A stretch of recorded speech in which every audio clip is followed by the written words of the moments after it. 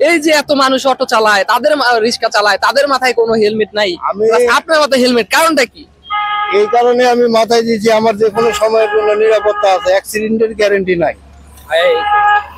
এক নাম্বার। দুই নাম্বার কথা হলো যে রোদের তাপটা বেশি লাগে মাথার ভিতরে, এই কারণে আমি হেলমেটটা পরছি। তো চাচা খুব সুন্দর করে আমাদের বুঝিয়ে দিয়েছে নিরাপত্তার জন্য, দুর্ঘটনা এড়ানোর জন্য এবং সে রোদের হাত থেকে বাঁচানোর জন্য চাচা এই হেলমেট পরেছে। আসসালামু আলাইকুম চাচা।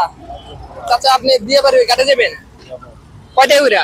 30 টাকা। একটু কম রাখেন। কম নয়, 12-30 টাকা। সামনেই তো। 30 টাকা। এই জায়গায় থাকেন নাকি আপনি? আচ্ছা তাহলে চলুন বুঝি। আসো তো প্রিয় ভিউয়ার্স, আমরা এখন যাচ্ছি চাচাকে নিয়ে দিয়া বাড়ি। যেতে যেতে চাচার জীবনী জানবো। তো চাচা সাবধানে যান।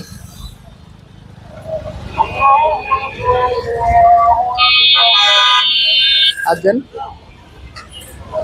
চাচা জাম তো অনেক দেখা যায়। জ্যাম তো থাকেই এখানে। চাচার বাড়ি কোথায়? আমার বাড়ি রাজশাহী বিভাগ, জয়পুরহাট জেলা। রাজশাহী বিভাগ। তো এখানে আসলেন কতদিন হলো? আমি তো আসছি বহুত দিন থেকে গাড়ি চালাই, বর্তমানে 1 মাস হচ্ছে আসা।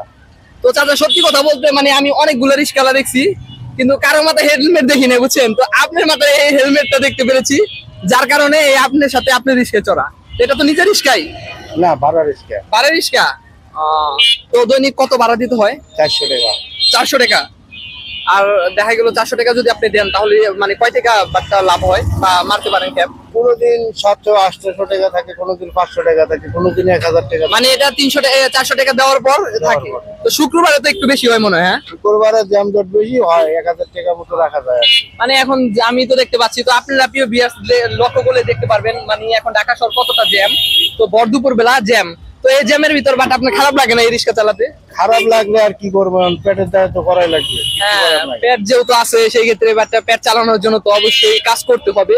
কিন্তু আপনি যে কাজটা করতেছেন এগুলো কিন্তু একবারে হালাল। হালাল, একবারে হালাল। এখন যাই হোক কাকা, আপনার এই রিক্সা চালাতে কি ভালো লাগে? একটা মনের একটা কথা বলবেন। এখন লেখাপড়া নাই, এখন রিক্সা চালা ছাড়া কোনো বুদ্ধি নাই। তো আমাদের তো চাকরি বাকরি হবে না। হ্যাঁ, কথা ঠিক আছে। তো আপনার ছেলে মেয়ে কয়জন? 2 জন। 2 জন ছেলেই? না, একটা মেয়ে একটা ছেলে। ছেলে কি ছোট নাকি বড়? ছেলে বড়। ছেলে বড়, মেয়ে বড়। তারা কি সাপোর্ট করে আপনার পরিবার চালানোর জন্য? অবশ্যই। তাহলে তো আপনার তাও টুকিটাকি সাপোর্ট পান। তো আপনার জীবনে চাচা যদি কিছু না মনে করেন, কষ্টময় কোনো ঘটনা আছে যেটা আপনার জীবনে? আমার জানা মতে আমার বুদ্ধির জীবনে আমি এত কষ্ট করি নাই, তবে কর্ম যতদিন শিখছি সেতদিন কোনো কষ্ট হয় নাই। আল্লাহ দিলে তেমন কোনো কষ্ট হয়নি না।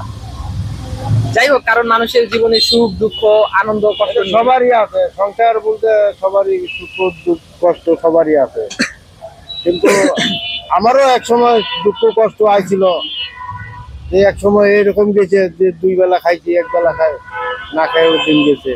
এরকম থাকবে, কারণ এখন আল্লাহ দিলে অনেক 3 বেলায় খাইতে পারতেছি, ডাল ভাত হোক, নুন ভাত হোক, যেটাই হোক খাইতে পারি। আমি শুনছিলাম, বুঝছেন, গ্রামে থাকলে নাকি টাকা ছোঁয়া ধরা যায় না, ঢাকা আসলে নাকি টাকা ধরা যায়। এটা কি সত্যি নাকি? এইটাই কারণটা হলো, গ্রামের টাকা হলো প্রতিদিন রুজি করে প্রতিদিন খরচ, আর ঢাকা শহরের টাকাটা হলো যে একদিন কামাই করলে টাকাটা জমা রাখা যায়, 7 দিন পর পরে টাকাটা বাড়িতে পাঠানো যায়। এই কারণে টাকাটা ধরে রাখা যায়। এই কারণে ঢাকা শহরে আসলে একটা নিয়মের ভিতর থাকে যে আমার টাকা কামাতে হবে। আমি যেহেতু ঢাকা শহরে আসছি টাকা কামানোর জন্য, গ্রামে এরকম চিন্তা ভাবনা কমই থাকে, তাই না? গ্রামে মনে করেন যে আজকে যদি ডেইলি একটা রোজে কাজ করি, 500 টাকা পাই, 500 টাকা বাজারে নিয়ে গেলে 500 টাকাই খরচ। বন্ধু বান্ধব আছে, পরিচিত মানুষ আছে, বাজার টাজার আছে।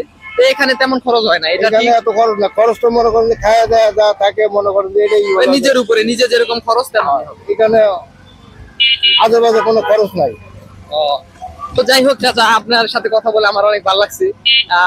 তো কি আর বলবো বলেন, ঢাকা শহরে আপনি এত কষ্ট করেন। ঢাকা শহরে আসলে যারা মধ্যবিত্ত প্লাস অসহায়, তাদের জীবনটাই অনেক কষ্ট।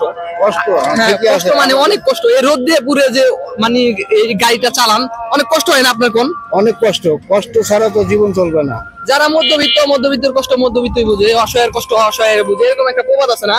তো সত্যি কথা বলতে আমার বাসায় গ্রামে, সামনে বেশি দূর না, এটা আমাদের ঢাকা শহর।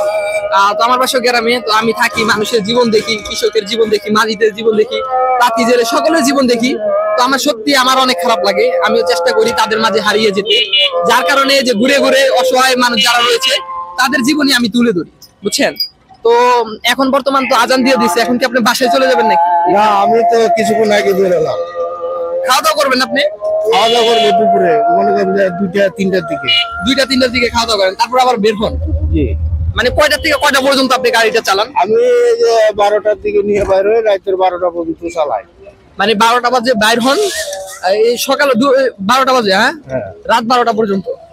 তবে যাই হোক, প্রিয় ভিউয়ার্স, আপনি সকলে দেখতে পাচ্ছেন অন্যান্য গাড়ি আছে, রিক্সা আছে, তাদের মাথায় কোনো হেলমেট নাই, তো চাচার মাথায় হেলমেট। এখন জানতে চাবো চাচার মুখ থেকে, চাচার মাথায় হেলমেট থাকার কারণটা কি? চাচা, এই যে এত মানুষ অটো চালায়, তাদের রিক্সা চালায়, তাদের মাথায় কোনো হেলমেট নাই, plus আপনার মাথায় হেলমেট, কারণটা কি? এই কারণে আমি মাথায় দিয়েছি, আমার যে কোনো সময়ের জন্য নিরাপত্তা আছে, অ্যাক্সিডেন্টের গ্যারান্টি নাই। 1 নাম্বার। 2 নাম্বার কথা হলো যে রোদের তাপটা বেশি লাগে মাথার ভিতরে, এই কারণে আমি হেলমেটটা পরছি। তো চাচা খুব সুন্দর করে আমাদের বুঝিয়ে দিয়েছে নিরাপত্তার জন্য, দুর্ঘটনা এড়ানোর জন্য, এবং সে রোদের হাত থেকে বাঁচানোর জন্য চাচা এই হেলমেট পরেছে। আবারও সময় বৃষ্টি আসলে, মাথায় বৃষ্টি পড়লে ঠান্ডা লাগে যায়। তো আপনারা জানাবেন, তো যতটুকু সম্ভব আমি চাচার জীবনী তুলে ধরতে চেষ্টা করেছি, জানি না কতটুকু আপনাদের সাথে তুলে ধরেছি। আপনারা জানাবেন এই চাচার জীবনী আপনাদের কেমন লেগেছে। তো ভালো লেগে থাকলে অবশ্যই আমার চ্যানেলটা সাবস্ক্রাইব করে দিবেন।